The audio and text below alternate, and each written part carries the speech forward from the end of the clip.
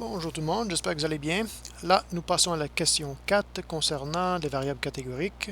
Ici, en fait, nous avons deux variables catégoriques. Un qui est les revenus, qu'on a catégorisé dans faible revenu, moins faible et ainsi de suite. Puis ensuite, on a le type d'animal qu'on peut retrouver dans ce ménage. Donc peut-être c'est un chien, ou peut-être on peut retrouver un chat, un oiseau ou cheval. OK? Ici, on nous donne des répartitions conditionnelles du revenu selon le type d'animal. Donc, si je regarde à la première colonne, ceci me donne les pourcentages pour chacune des modalités de la variable revenu si, en fait, le ménage a un chien. Par exemple ici, on peut regarder à la dernière colonne pour cheval. Si le ménage a un cheval, donc là, parmi tous ces ménages-là, environ 9% sont de faibles revenus, 21% sont des revenus entre 12 500 à 24 999 et ainsi de suite. Donc, on a la répartition conditionnelle de revenus selon le cheval, c'est-à-dire qu'il y a un cheval dans le ménage. OK? Ici, on nous demande la partie A. Sans regarder aux données, pensez-vous que les répartitions des revenus selon l'animal seraient semblables? Intuitivement, ça ne devrait pas être le cas. Par exemple, fort probable que ça nous prend beaucoup plus d'argent ou de revenus pour élever un cheval. Et donc, fort probable que parmi les ménages qui ont un cheval, on va trouver moins de ménages de faible revenu. OK? Intuitivement, ça fait du sens. Donc, on devrait pouvoir des répartitions semblables. Ensuite, dans partie B, on nous demande, le tableau indique les pourcentages des niveaux de revenus pour chaque type d'animal. Sont-ils des pourcentages par rangée, des pourcentages par colonne ou des pourcentages pour le tableau en entier? En fait, ici, c'est des pourcentages par colonne. Donc ici, quand je regarde au pourcentage pour chien, donc ceci, ça va me donner 100% des ménages le chien.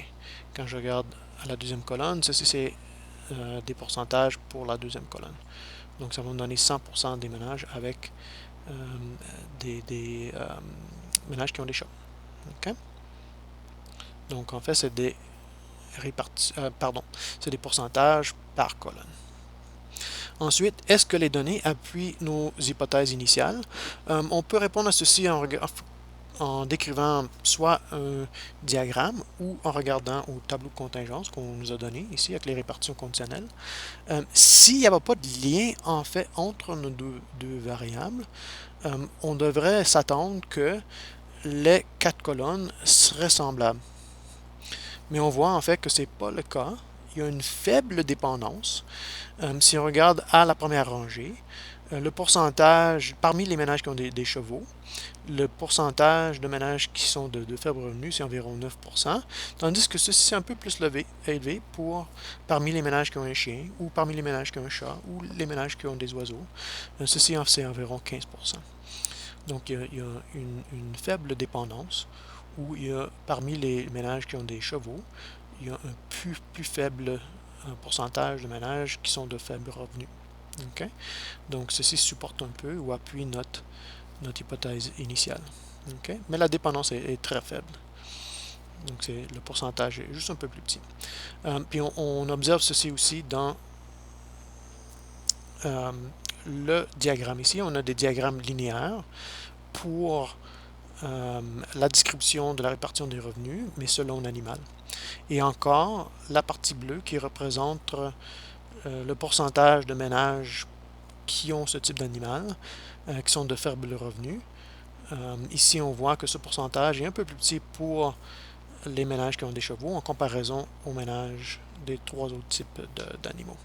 Donc, il existe un lien entre les deux variables, revenu et type d'animal, sauf que la dépendance est très faible. La différence n'est pas très grande. Okay?